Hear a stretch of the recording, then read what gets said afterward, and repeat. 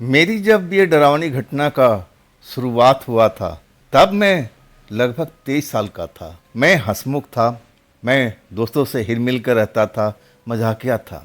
लेकिन जब ये घटना घटता है ना, तो मुझे ऐसा बना देता है कि मैं अपने दोस्तों से कटने लगता हूँ, उनसे दूर रहने की कोशिश करता हूँ। मैं बिल्कुल शांत जगह पर बैठना पसंद करता था।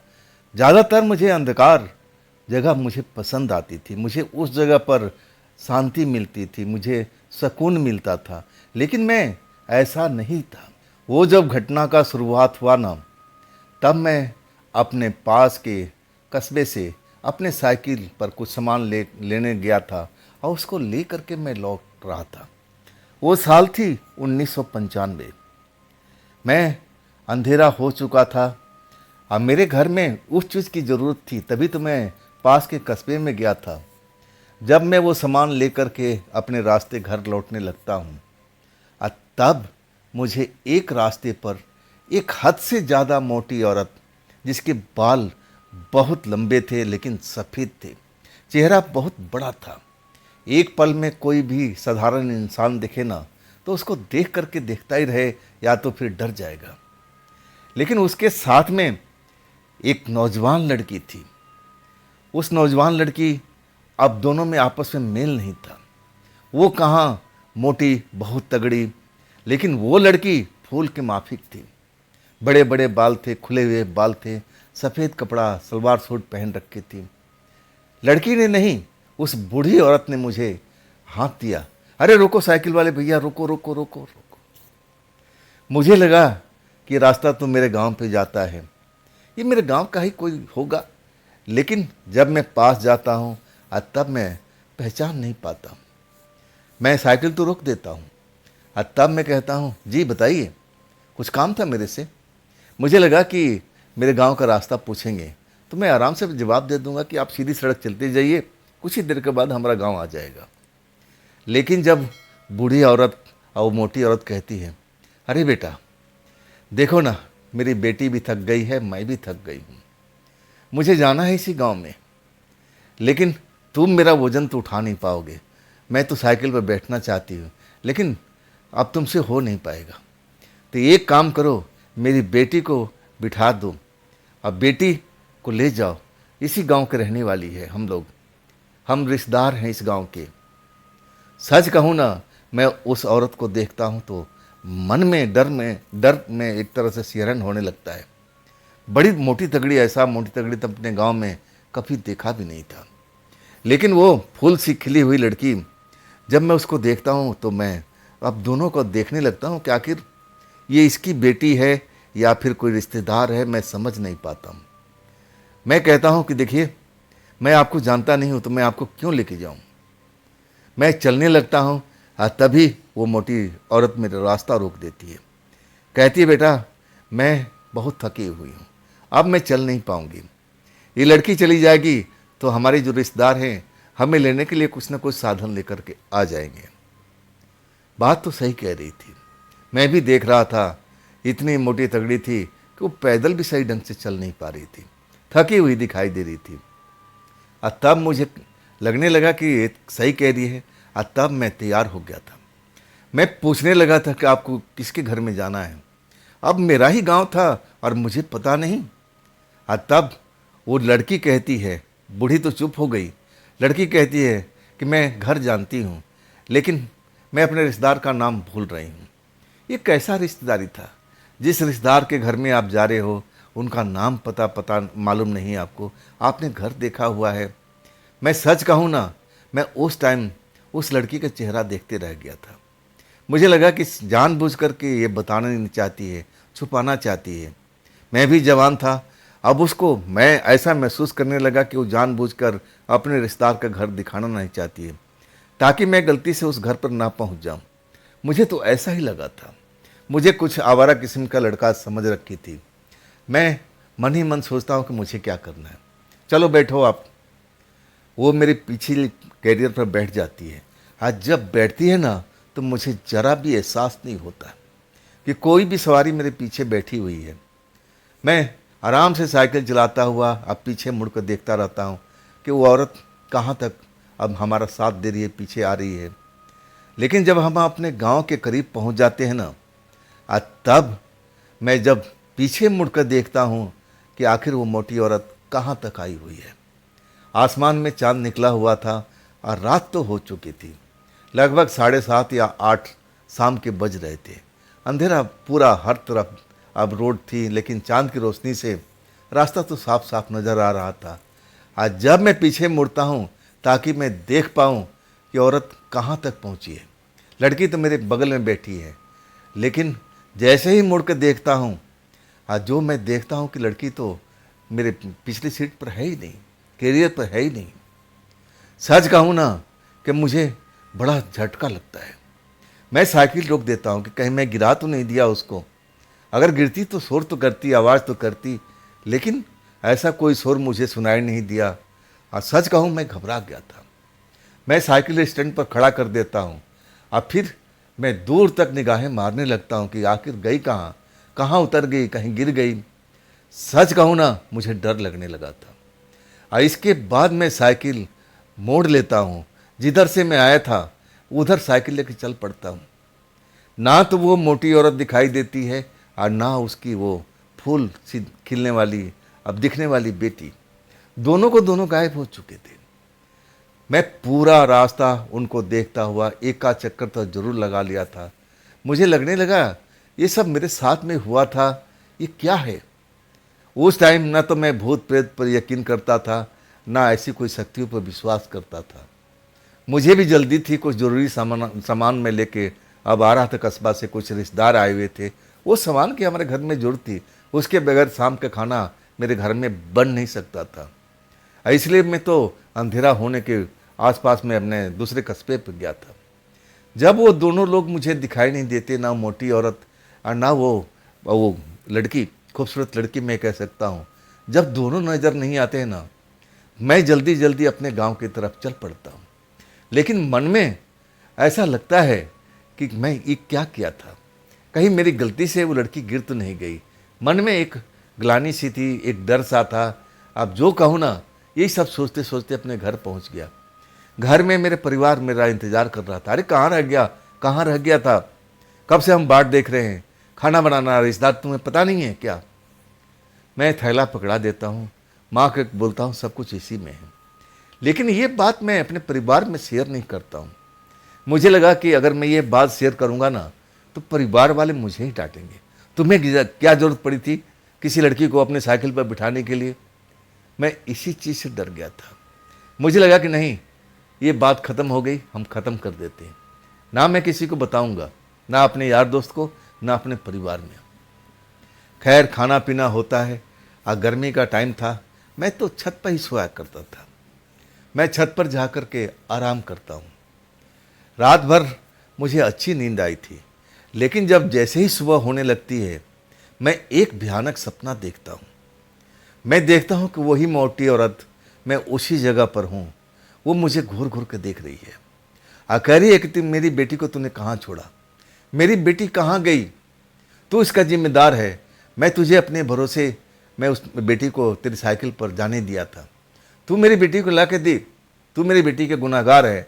मेरी बेटी कहाँ है, जब तक मेरी बेटी मेरे पास में आएगी मैं तुझे चैन से जीने नहीं दूंगी। भयानक सपना था। जैसे ही भयानक सपना टूटता है, मैं पसीने से नहा जाता हूँ। ऐसा लगता है कि मैं उसी जगह पर अभी मौजूद था। वो मोटी औरत मुझसे बहुत नाराज़ है, बार बार कह रही है कि मेरी बेटी को ला के दे। तेरी साइकिल पर गई थी वो, तूने उसे कहाँ छोड़ा, कहाँ है मेरी बेटी। जब तक मेरी बेटी मुझे वापस नहीं मिलेगी मैं तुझे चैन से जीने नहीं दूंगा। सच कहूँ ना, मुझे जब मैं नींद से जगता हूँ, भयानक सपना का मतलब समझता हूँ, मुझे कुछ समझ में नहीं आता है। पसीने से नहाया हुआ था। मैं अब जल्दी से फिर बिस्तर पर लेट जाता हूँ, आंखें बंद कर लेता हूँ, आसमान की तरफ देखता हूँ। अभी भी चांद का प्रकाश मेरे छत पर था, लेकिन जब घड़ी देखता हूँ तो अभी रात बाकी थी। मुझे लगा कि सुबह हो चुकी है, लेकिन ऐसा नहीं था। फिर मैं अपने नींद में जाने की कोशिश करता हूँ, रह रह करके वही भयानक उसकी आंखें, मोटा शरीर, डरावना शरीर मुझे अब आंखों के सामने मंडराने लगता है। जैसे लगता है कि मेरे सामने में खड़ी हो। और तब मैं अपनी आंखें बंद कर देता हूँ। मुझे उस पल तो नींद आ जाती है, लेकिन जब सुबह मैं जब उठता हूँ ना, तो पूरा शरीर अकड़ा हुआ था। ऐसा लग रहा था कि मुझे ना जाने कितने लाठी से पीटा गया है। शरीर का पोर पोर मेरा दर्द कर रहा था। मैं दर्द में था, मैं उठ नहीं पा रहा था सही ढंग से। ऐसा लग रहा था कि मैं कितने दिनों का बीमार पड़ा हुआ हूँ। जब मेरी माँ आवाज़ देती है मेरा नाम लेकर, अरे पंकज बेटा देख, सुबह हो चुकी है, जल्दी आ जा, मेहमान भी जाग चुके हैं, जिनको ज़रा खेत वेत में लेके जा। मैं आवाज़ तो सुनता हूँ और मैं जवाब देने की कोशिश करता हूँ, लेकिन मेरे मुंह से आवाज़ नहीं निकल पाती है। ऐसा लगता है कि मेरा शरीर बहुत ही कमज़ोर हो गया है। जब मेरी माँ कुछ देर तक चिल्लाती है, मैं कुछ जवाब नहीं देता हूँ, और तब वो छत पर आती है। मैं उठ के बैठा हुआ था। अब मुझे देख के कहती है, पंकज मैं तुम्हें कितनी बार आवाज़ दे दी बेटा, क्या तुम मेरी बात को सुन नहीं पा रहे थे? मैं फिर भी जवाब नहीं देता हूँ। तब मेरे पास में आती है, मेरे हाथ को पकड़ती है। हाथ पकड़ती ही उसको महसूस हो जाता है कि मेरा हाथ तो गर्म है, तेज बुखार से मैं जल रहा हूँ। और तब मेरा माथा छूती, कहती है, तुम्हें तो बुखार है पंकज, तूने आवाज़ क्यों नहीं दी बेटा, कब से बुखार है? मैं उस बुरे सपने को बताना चाहता था, लेकिन अगर बुरा सपना बताता तो मुझे सब कुछ कहानी बतानी पड़ती। मैं बता नहीं पाया। अब मैं धीरे से बोलता हूँ, तब बताता हूँ माँ को, माँ मुझे नहीं पता। जब मेरी आँख खुली तो मेरे शरीर में अकड़न हुआ पड़ा था। मेरा शरीर का पोर पोर दर्द कर रहा था। माँ आपकी आवाज़ सुना था, लेकिन मैं जवाब नहीं दे पा रहा था। ऐसा लग रहा है कि मुझे कमज़ोरी बहुत हो चुकी है। अब इसके बाद अब हमारे परिवार के लोग छत पर आ जाते हैं, मुझे सहारा दे करके नीचे ले जाया जाता है। अभी डॉक्टर की दुकान खुली नहीं, 10 बजे के बाद खुलती थी। अब इसके बाद डॉक्टर के पास जाते हैं, दवाई देता है, कहता है मामूली बुखार है, आजकल वायरल चला हुआ है, 1-2 खुराक दवाई खाओगे सही हो जाओगे, घबराने की बात नहीं है। दवा का असर कुछ देर होता है, लेकिन फिर दवा का असर ख़त्म हो जाता है। शाम को फिर वही मैं तेज बुखार में तपने लगता हूँ। मैं नींद में होता हूँ, मुझे पता नहीं होता, अर्ध बेहोशी में अब मैं बड़बड़ाने लगता हूँ। मेरी बड़बड़ाहट सुन करके मेरी माँ परेशान हो जाती है, मुझे जगाती है, कहती है बेटा भयानक सपना देख रहा है, कोई सपना देख रहा है तभी बड़बड़ा रहा है। मेरा बुखार चेक करती है तो कहती कोई फ़र्क नहीं है, लेकिन तब तक रात हो चुकी थी। अब जो दवाई दिया था उसी से हमारा काम चलता है। मैं खाता हूँ, कुछ देर के लिए राहत मिलती है, अब फिर बुखार जैसे कि तैसे चढ़ जाता है। सारी रात मैं ऐसे ही बड़बड़ाता रहा था। मुझे नहीं मालूम मैं क्या बोल रहा हूँ। मैं तो अब अर्ध बेहोशी कह सकते हैं, जो पूरी तरह से बेहोशी भी ना हो और पूरा होश भी ना हो। मुझे नींद भी नहीं, और मैं कहूँ ना मुझे कुछ याद भी नहीं। अब मैं ऐसे तकलीफ़ से गुजर रहा था। जैसे तैसे रात निकलती है, और इसके बाद जब डॉक्टर की दुकान खुलती है फिर मैं दोबारा जाता हूँ। डॉक्टर चेक करता है और फिर दवा बदल कर देता है। ऐसा 3 दिन तक होता है। 3 रात मैं सही ढंग से सो नहीं पाता हूँ, ना दिन में सो पाता हूँ। शरीर हमेशा अकड़ा अकड़ा लगता रहता है। आखिरकार डॉक्टर कहता है, भाई आपका कोई बीमारी में समझ नहीं पा रहा हूँ, ब्लड चेक कराना पड़ेगा। ब्लड चेक होता है, 1 दिन के बाद रिपोर्ट आता है। मतलब पूरा हफ्ता उसी बीमारी में मेरा निकल चुका था। लेकिन ब्लड रिपोर्ट आने के बाद में बीमारी का पता लगना चाहिए ना, लेकिन कुछ भी पता नहीं लगता है। सब कुछ नॉर्मल था। डॉक्टर भी हैरान था, और तब कहने लगा कि शायद वायरल फीवर ही है, हफ्ता भर बसर होता है। अब ये रिपोर्ट में जल्दी से आता नहीं है, आजकल तो नई नई बीमारियाँ आ गई है। डॉक्टर अपने आप बोलता जा रहा था। अब फिर नई दवाई लिख देता है। नई दवाई लेकर के हम अपने घर लौट आते हैं। वो छुट्टी वाला रात था, दिन था, संडे का। हमारे परिवार के भी लोग थे, कुछ रिश्तेदार भी आए हुए थे, और उस घर में मेरी तबीयत खराब चल रही थी। तो अब ना कोई अच्छे पकवान बन रहे थे और ना कोई शोर शराबा, सब कुछ शांति से चल रहा था। मेरे जो रिश्तेदार थे ना, और उनमें एक अधेड़ व्यक्ति भी थे, वो मेरे पास में आते हैं और कहते हैं, बेटा क्या तकलीफ़ है आपको? मैं धीरे से सब कुछ बताता हूँ कि अंकल जी, मुझे ऐसा लगता है कि पूरा शरीर का पोर पोर दर्द कर रहा है। मेरी आंखें देखते हैं, मेरी नाड़ी को नापते हैं, जैसे वो कोई डॉक्टर वगैरह है। मेरी माँ टोकती है, आप डॉक्टर हैं या फिर कोई वैद्य वगैरह है? और तब कहते हैं, इनमें से कोई भी नहीं हूँ, मैं थोड़ा तंत्र मंत्र का जानकार हूँ। जब ये बच्चा इतने दिनों से परेशान है, दवा इस पर असर नहीं कर रहा, मुझे संदेह होने लगा। मैंने सोचा चलो देख लेते हैं, एक बार चेक कर लेते हैं। वैसे मैं ये काम मैं बहुत कम ही करता हूँ। पहले मेरा शौक़ था तो मैं शौक़ अपना पूरा किया करता था, लेकिन अब शौक़ मेरा ख़त्म हो गया। लेकिन जब इस बच्चे को देखता हूँ तब मुझे याद आता है कि मैं तो तांत्रिक हूँ, चलो देख लेते हैं। सच कहे ना, मुझे घबराहट हो रही थी। जब वो मेरे साथ में झाड़ फूँक कर रहे थे ना, तो मुझे बहुत ही घबराहट हो रही थी। मुझे डर लग रहा था। वो मुझसे कई तरह का सवाल पूछ रहे थे मेरे बारे में, और कुछ अलग से पूछ रहे थे जो मैं बताना नहीं चाहता था। वो कह रहे थे, जो तुम्हारे साथ में घटना का शुरुआत हुई, तुमने कुछ अजीब देखा था, अजीब महसूस किया था। मैं बताना तो बिल्कुल नहीं चाहता था, खास करके उस जवान लड़की के बारे में। ना तो मेरे परिवार के लोग क्या मुझे समझते, मैं इस चीज़ से घबराया था। मैं सर हिला देता हूँ कि नहीं, मेरे साथ में कुछ ऐसा घटना नहीं घटा है। और तब वो मेरे साथ में झाड़ फूँक दोबारा से करने लगते हैं। रात का करीब 9 बजा हुआ था। और तभी मेरे कमरे में एक कोने में वही बूढ़ी औरत मुझे खड़ी दिखाई देती है। और जैसे मैं उसको देखता हूँ चिल्लाने लगता हूँ। मैं अपने आपे में नहीं रहता हूँ। और मैं तांत्रिक जो हमारे रिश्तेदार थे उनसे कहता हूँ कि देखिए वो रही, वो रही, वही मुझे तंग करती है, वो रही, वो रही। मैं उंगली उठा के दिखाता हूँ और इसके बाद मुझे कुछ होश नहीं रहता है। मैं बेहोश हो जाता हूँ। इतने मेरे शरीर में डर था, भय था, या ना जाने क्यों। जब मुझे होश आता है तो मेरे आसपास में मेरे परिवार के लोग बैठे हुए थे, बातचीत कर रहे थे। और वो जो मेरे तांत्रिक रिश्तेदार थे उनको बता रहे थे कि आप लोग घबराइए मत, मैं थोड़ा बहुत तो समझ चुका हूँ कि इस बच्चे के साथ में क्या चल रहा है। देखिए ये बच्चा होश में आ जाएगा, जल्दी आ जाएगा, आप लोग चिंता मत करो। आज जब मुझे होश में आते हुए देखते हैं और तब कहते हैं, देखा ना, मैं होश में ला दिया ना, आप लोग खामखा घबरा रहे थे, डरिए मत, मैं हूँ पुराना तांत्रिक। मैं मानता हूँ कि मैं इस पर हमेशा काम नहीं करता हूँ, लेकिन तंत्र मंत्र की शक्ति आसानी से मैं भूलता नहीं हूँ, मुझे सब कुछ याद है।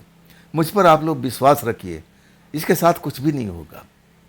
मैं जाग जाता हूँ, उनकी बातें सुनता हूँ। और तब वो उससे पूछते हैं, अरे बेटा तुम उस टाइम उंगली दिखा रहे थे उस कोने की तरफ, तुमने क्या देखा था, क्या देखा था? और तब मैं उस औरत का चेहरा बताता हूँ कि देखने में बहुत ही डरावनी है, बहुत ही मोटी है, बहुत लंबे लंबे उसका बाल है, सफ़ेद बाल, उसकी आंखें ज़रूरत से ज़्यादा चौड़ी हुई है, मतलब फूली हुई है, ऐसा लगता है कि आंखें लटकी हुई है। मैं सब उसका हुलिया बताता हूँ। और जैसे हुलिया बताता हूँ ना, वो मेरी तरफ देख करके कहते हैं, सच बोल रहे हो ना? हाँ, मैं कहता हूँ हाँ, वो मैं इसको इसी कोने में देखा था, मैं डर गया था। और तब कहते हैं कोई बात नहीं। मेरे माता पिता से समझाते हैं, बातचीत करते हैं कि सुबह हो जाने दो, मैं अब कोई ना कोई ऐसा उपाय करूँगा आज जो इस सदा के लिए अब ये जो बला है टल जाएगी, आप लोग चिंता मत करो। अब मैं अभी इसके लिए कुछ कर रहा हूँ। और इसके बाद वो मेरे साथ फिर झाड़ फूँक करने लगते हैं। मेरे परिवार के लोग, माता पिता मुझे देखते रहते हैं। मैं माता पिता अपने परिवार के बीच में था, लेकिन फिर भी मुझे डर लग रहा था। मेरे जो धड़कन थी ना, हमेशा बढ़ी हुई थी। ऐसा लग रहा था कि फिर वो आ जाएगी, फिर आ जाएगी, लेकिन इस बार आती नहीं है। कब मुझे नींद आ जाती है मुझे कुछ पता नहीं होता है। अगली सुबह मेरी माँ उठाती है और कहती है, बेटा उठ जा, उठ जा। मुझे सहारा देती है, तब मैं उठ पाता हूँ। मेरा शरीर इतना कमज़ोर हो गया था। और कुछ ही देर के बाद मेरे हाथ पैर को अच्छी तरह से साफ किया जाता है। मैं नहाने की स्थिति में तो बिल्कुल नहीं था। और इसके बाद वही तांत्रिक बाबा कुछ जड़ी बूटी लेके आए थे, और जो अपने तंत्र मंत्र से सिद्ध करके और उसका कोई लेप बना रहे थे। वो सारा लेप कूट काट करके और तब मेरे शरीर पर वो एक तरह से लेप लगा दिए। मेरे ललाट से लेकर के और जो भी मेरा शरीर था पूरा उस लेप से भर दिए थे। और इसके बाद मेरे सामने बैठ करके वो मंत्र का जाप करने लगे थे। वो लेप धीरे धीरे सूखने लगा था। जब वो सूखने लगा ना, तब मेरे शरीर में जैसे चींटियाँ सी रेंगने लगी थी। मैं थोड़ा असहज होने लगा था। तब वो कहते हैं अपनी आंखें खोल करके, बेटा बिल्कुल शांत रहना, हिलना डोलना नहीं, कुछ देर तुम्हें ज़रूर तकलीफ होगा, लेकिन जब ये लेप तुम्हारे शरीर से निकालूंगा ना, तब ये बला सदा के लिए टल जाएगी। मैं जैसा कहते हैं वैसा ही करता हूँ। मेरे शरीर में खारिश होने लगती है, खुजली होने लगती है, और ऐसा लगता है कि जैसे बहुत सारी चींटियाँ मेरे शरीर के अंदर में रेंग रही हो। मुझे ऐसा ही महसूस होता है। आखिरकार वो लेप सूख जाता है और उनका तंत्र मंत्र भी पूरा हो जाता है, और तब वो सारे लेप को मेरे शरीर से धीरे धीरे हटा देते हैं। कहते हैं, एक बार मेरी माँ को बोलते हैं, इसका अच्छी तरह शरीर को साफ कर दीजिए, अब ये नहाने का पोजीशन में नहीं है, अभी इसका शरीर गर्म है, नुकसान हो जाएगा। मेरी माँ जैसे तैसे मुझे साफ सुथरा कर देती है। इसके बाद मुझे थोड़ा सा राहत ज़रूर मिली थी। मैं कुछ हल्का फुल्का खाना भी खाया था, और तब मेरे माँ को, मेरे परिवार को लगने लगा कि अब जो बला मेरे ऊपर में थी अब उतर चुकी है। लेकिन अभी उनका सोचना, अब इतना जल्दीबाजी करना ठीक नहीं था। वो जो मेरे रिश्तेदार थे, कुछ काम से अब आए हुए थे, वो 2-3 लोग थे। अब वो अपने काम ख़त्म हो चुका था, अब फिर अपने गांव की तरफ लौट रहे थे। मेरी माँ को समझा रहे थे कि अब इस बच्चे को कुछ नहीं होगा।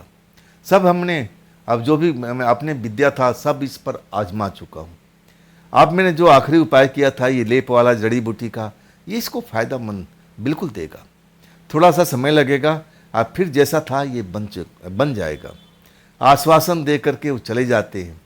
और इसके बाद मैं दिन के टाइम में थोड़ा सा अपने आप को सही महसूस करने लगता हूँ, कुछ हल्का फुल्का भोजन भी करता हूँ, और फिर मुझे नींद भी आती है, और वो भयानक सपना मेरे साथ में आता नहीं है। धीरे धीरे करके रात होती है, और जब रात होती है ना, तब मुझे थोड़ा डर भय महसूस होता है। मैं अपना डर भय अपने माँ को बताता हूँ, और तब माँ कहती है, तू डर मत बेटा, हम लोग हैं ना, इसी घर में है ना, हम कहीं दूर थोड़ी हैं, हम तुम्हारे पास में हैं, हम तुम्हें अकेला कभी नहीं छोड़ेंगे। अब वास्तव में मेरा परिवार मुझे अकेला छोड़ता ही नहीं था। अगर माँ चली जाती थी तो चाची आ जाती, चाचा आ जाते थे, कोई ना कोई मेरे परिवार का सदस्य मेरे साथ में जरूर रहता था। रात हो जाती है, खाना पीना घर के लोग खाते हैं, और मुझे भी दिया जाता है, हल्का फुल्का मैं भी खाता हूँ। हाँ, शरीर में जो दर्द और जो बुखार था वो तो उतर चुका था। मुझे हल्का फुल्का भूख भी लगने लगी थी।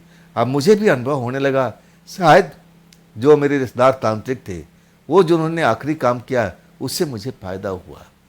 मेरे मन में तसल्ली होने लगती है, और मैं चैन की नींद सोता हूँ।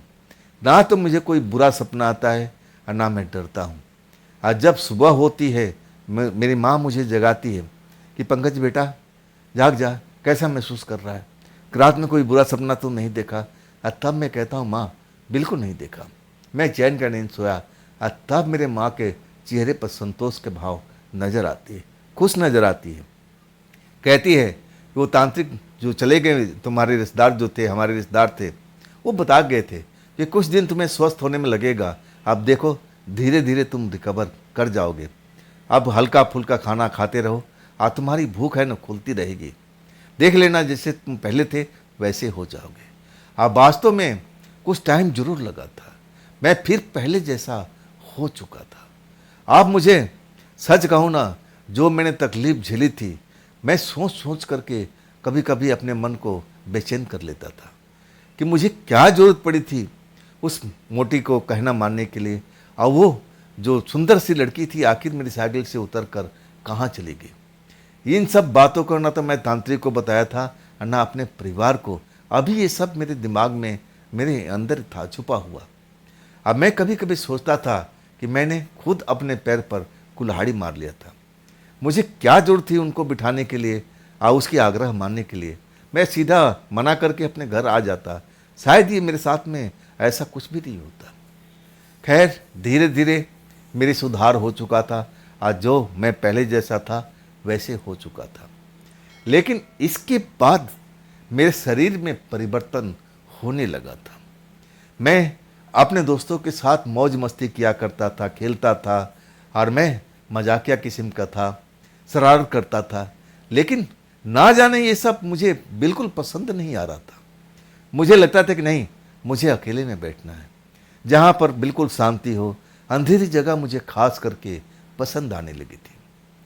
जब मेरे साथ में ऐसा अपने आप को अनुभव करने लगता हूँ, अब मुझे लगता है कि अभी मेरे साथ में अब ऐसा ही चलेगा, अभी मेरे मन को शांति नहीं मिली, मैं डरा हुआ हूँ और ऐसा ही मुझे करना चाहिए, मुझे एकांत की ज़रूरत है।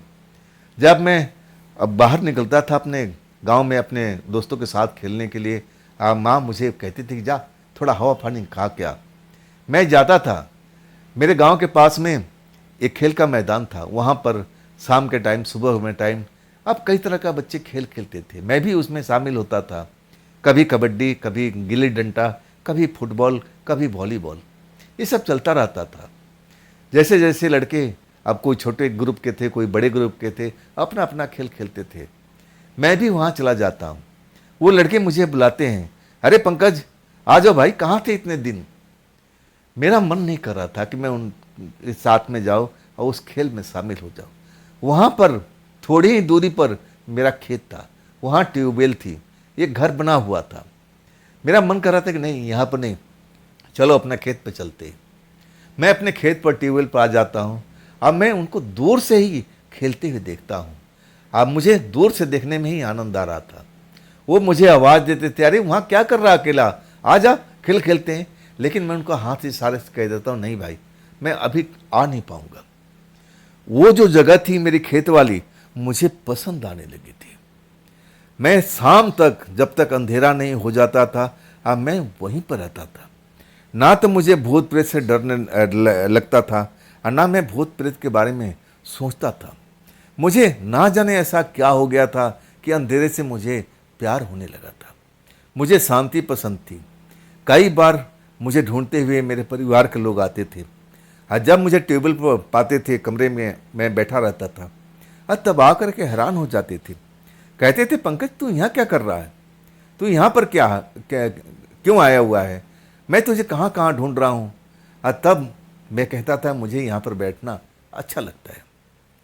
मेरे परिवार के लोग अब ये नया परिवर्तन से थोड़ा हैरान हो गए थे, लेकिन वो कहने लगे शायद अभी अभी बीमारी से, ये सब चीज़ चक्करबाजी से निकला है, थोड़ा इसको ऐसा ही छोड़ देते हैं।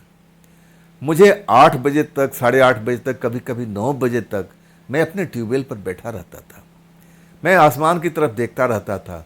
जब चांदनी रात थी, मुझे चांद को देखना बहुत ही पसंद आता था। कुछ ही दूर पर हमारे खेत में गुलाब के पौधे शौकिया लगाए हुए थे मेरे पिताजी ने, मेरे चाचा जी ने। वो ऐसा नहीं था कि हम लोग बिक्री करने के लिए उसको लगाए थे, शौकिया। और गुलाब के फूल थे ना, वो बड़े बड़े खिलते थे और उसमें सुगंध भी बहुत गजब का आता था। 9 बजे की बात थी। इस घटना को बीते हुए लगभग 1.5 महीना बीत चुका था। मैं सारा रिकवरी कर चुका था। मैं बताया ना, जैसे मैं पहले था वैसे हो चुका था। परिवार वाले को भरोसा हो गया था कि मैं अब बिल्कुल सही हो चुका हूँ। बस मुझे थोड़ा सा और वक्त चाहिए। अब मैं वही वक्त को अब निकाल रहा था। 9 बजा हुआ था, आसमान में चांद निकला हुआ था।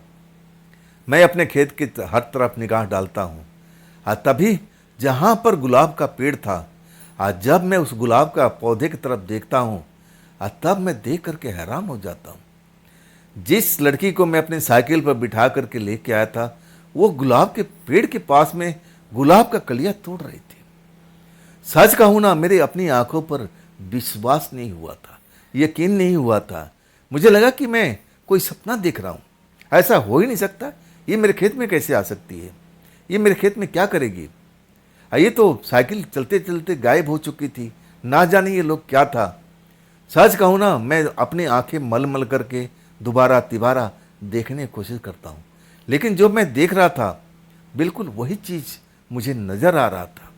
वही कपड़ा, वैसे ही कपड़ा पहने हुए, खुले बाल, और वो लड़की गुलाब के पौधों के पास खड़ी हुई कलिया को तोड़ रही थी, फूल को तोड़ रही थी और अपने दुपट्टे में रखती जा रही थी। मैं अपने आप को रोक नहीं पाया था। मुझे लगा कि इस लड़की की वजह से मैं काफ़ी परेशान हुआ था उस रात। इसकी शायद माँ थी, इसी के श्राप की वजह से मुझे ये बीमारी हुई है। अभी तक मैं भूत प्रेत के मामले को समझ नहीं पाया था। मुझे लगा कि इसी की वजह से सब कुछ परेशानी मैं झेला हूँ। मैं चलता हूँ और जल्दी से पहुंच जाता हूं। वो तो फूल तोड़ने में मस्त थी। मैं उसके पीछे जाके खड़ा हो जाता हूँ। और जब वो घूमती है, मुझे देखती है, तब वो डरती नहीं है, मुस्कुरा देती है, मेरा नाम लेके कहती है, पंकज कैसा हो आप तुम? पहले से तो सही दिख रहे हो ना। सच कहूँ ना, मेरी बोलती बंद हो चुकी थी। मैंने अपना नाम कभी उसको बताया नहीं था। वो मेरा नाम कैसे जानती है और उसको कैसे पता था कि मैं बीमार हूँ? मेरा तो मुंह खुला का खुला रह गया था। आखिरकार कहती है, क्या हुआ पंकज, तुम मेरे से बात करना चाह रहे हो ना? तो मैं बात कर रही हूँ ना, बोलो तो सही, बोलो तो सही, क्या पूछना चाहते हो? मेरी तो बोलती बंद हो चुकी थी। मैं उसको देखता हूँ, कहीं भूत प्रेत है क्या? लेकिन भूत प्रेत की तरह मुझे दिख नहीं रही थी, और ना मैं इन शक्तियों पर मैं यकीन किया करता था। मैं कहता हूँ कि तुम मेरी चलती हुई साइकिल से कब उतर गई थी? तब वो मुस्कुराने लगती है, कहती है, हाँ मैं उतर गई थी, मुझे जहाँ जाना था मैं चली आई। मैं उसकी बात सुनकर के हैरान रह गया था। मैं पूछता था कि वो तुम्हारी माँ थी ना, मोटी वाली? कहती, नहीं नहीं, वो मेरी माँ वहाँ नहीं थी। वो तो बोलते बोलते बंद हो गई। वो कुछ बोलना चाहती थी, अचानक उसका मुंह बंद हो जाता है। तब मैं हैरान हो जाता हूँ। कहता हूँ, फिर कौन थी, कौन थी? फिर वो कुछ देर के लिए चुप हो जाती है। अब फिर वो फूल को जो तोड़ रखी थी अपने दुपट्टे में, उसको बांधने लगती है।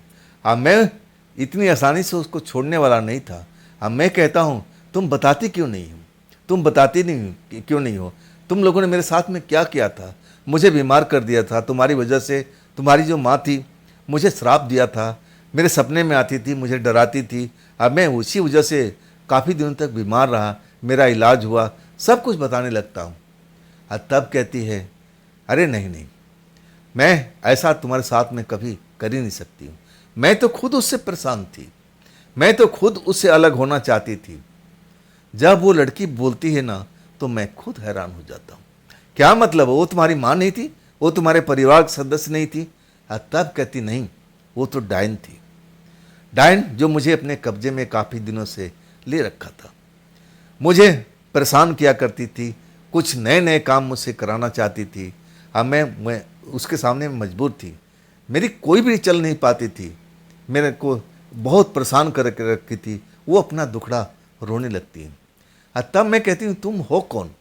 तुम्हारा घर कहाँ पर है? तब वो एक बगीचा था, बगीचे के बीच में एक छोटा सा गांव था। उस तरफ उंगली उठा देती है कि मैं तो वहाँ की हूँ।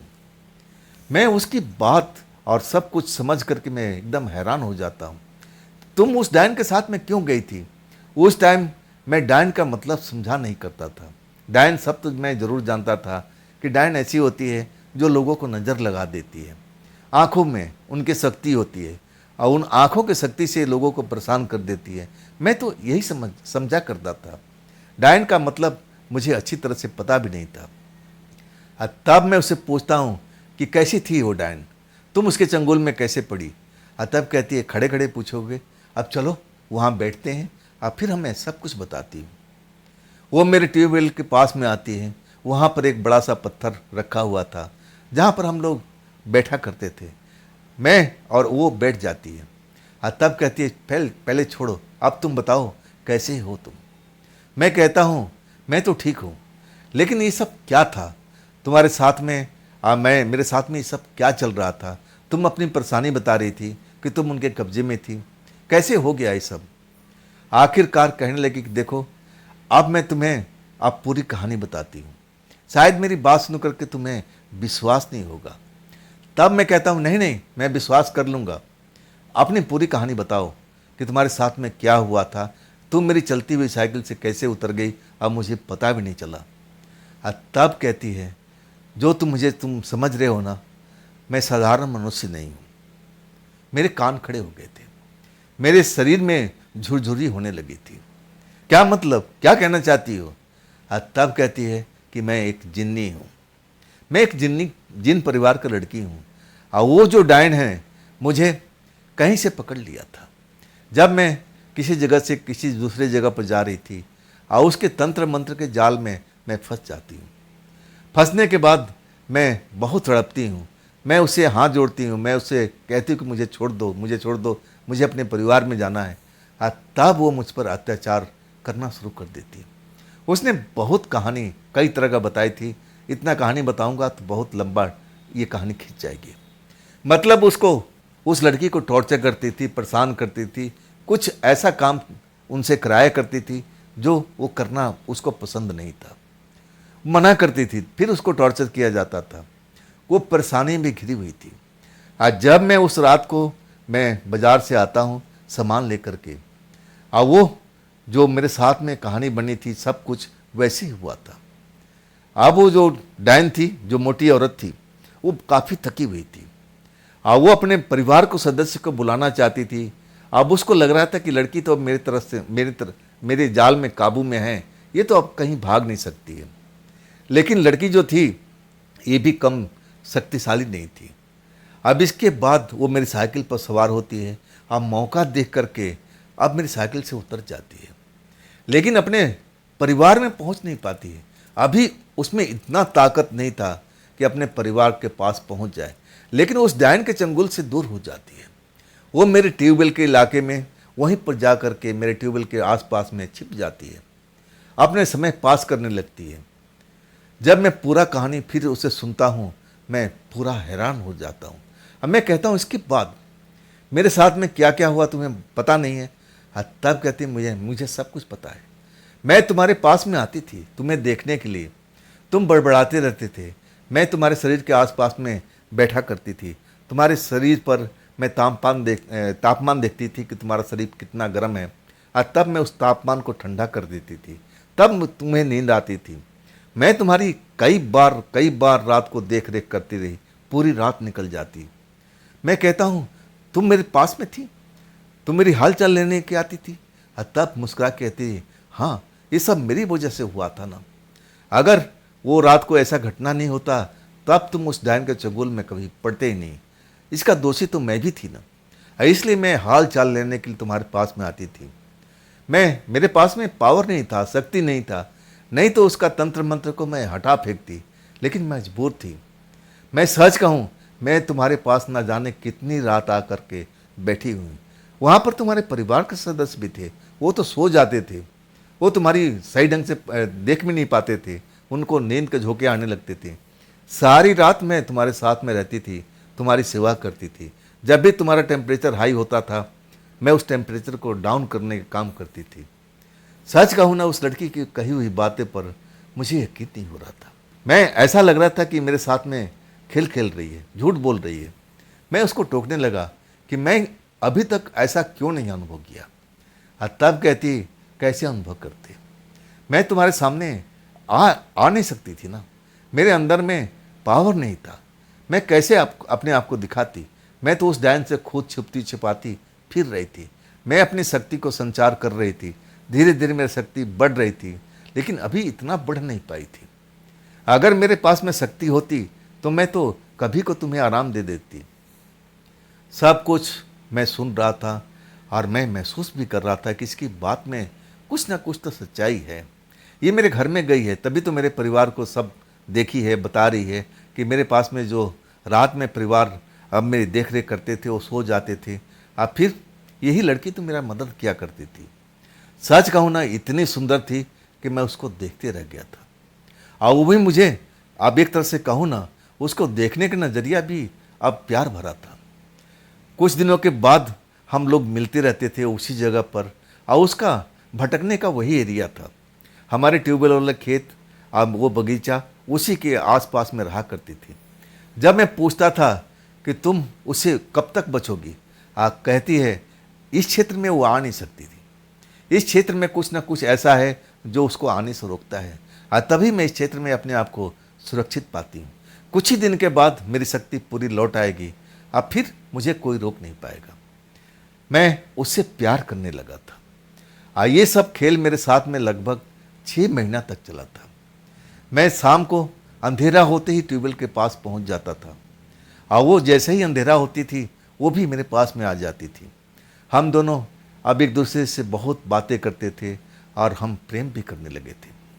जब उसको पास में पूरी शक्ति आ जाती है, 6 महीना जब बीत जाता है, तब एक रात जब मैं उसको बोलता हूँ कि अब मैं अपने घर जा रहा हूँ, अब तुम आराम से रहना, कल मैं अब तुम्हें मिलने के लिए आऊँगा। तब उसकी आंखों से आंसू निकलता है। कहती है, नहीं पंकज, बस आज की रात थोड़ा देर और रुक जाओ, इसके बाद मैं अपने परिवार में लौट जाऊंगी। अब वो शक्ति मेरे पास में पूरी तरह से आ चुकी है। मैं काफ़ी दिनों से अपने परिवार से अलग हूँ, मेरे परिवार भी मुझे ढूंढ रहे हैं और मैं उन तक पहुँच नहीं पा रही हूँ। लेकिन आज रात मैं ज़रूर अपने परिवार के पास चली जाऊँगी।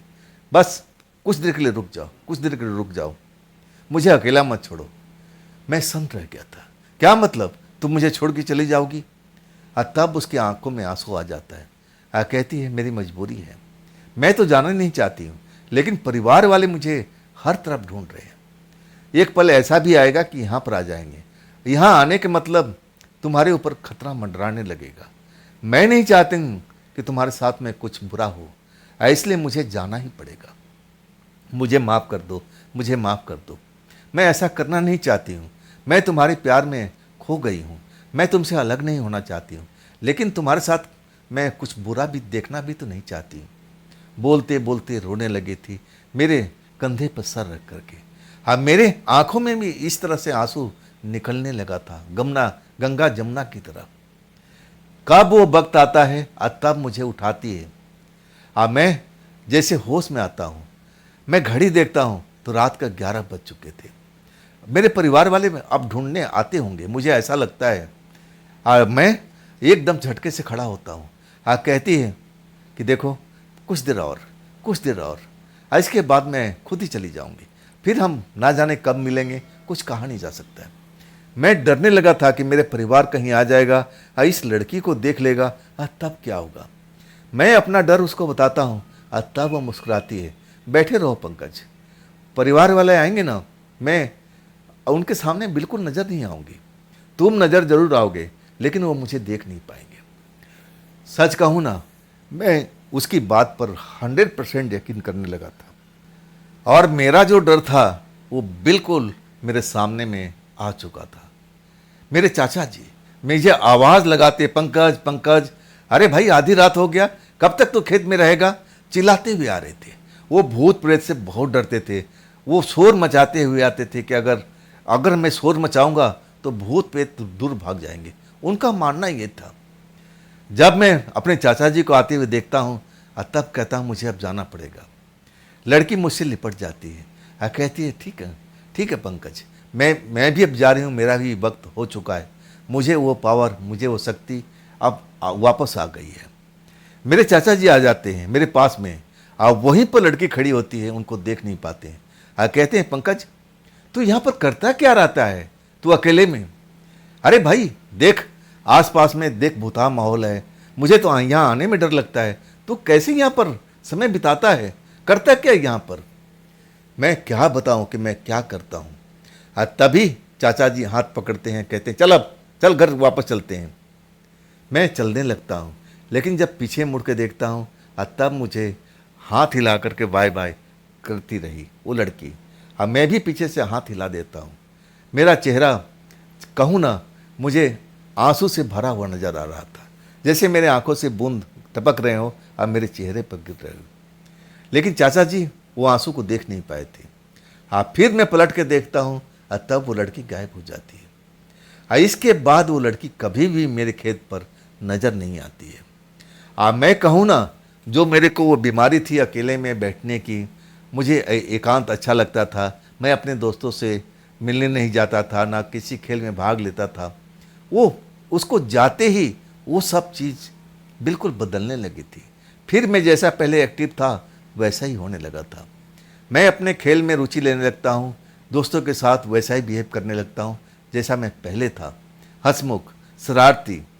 मेरे दोस्त ये सब देख करके बड़ा आनंदित थे, खुश थे कि हमारा पुराना पंकज फिर से वापस आ गया है। लेकिन मुझे उस दर्द का एहसास आज भी होता है। उस लड़की की वो आंसू आज भी मैं भूल नहीं पाता हूँ। तो दोस्तों, ये थी पंकज जी की भेजी हुई कहानी। कैसी लगी आपको? कमेंट में ज़रूर बताइएगा।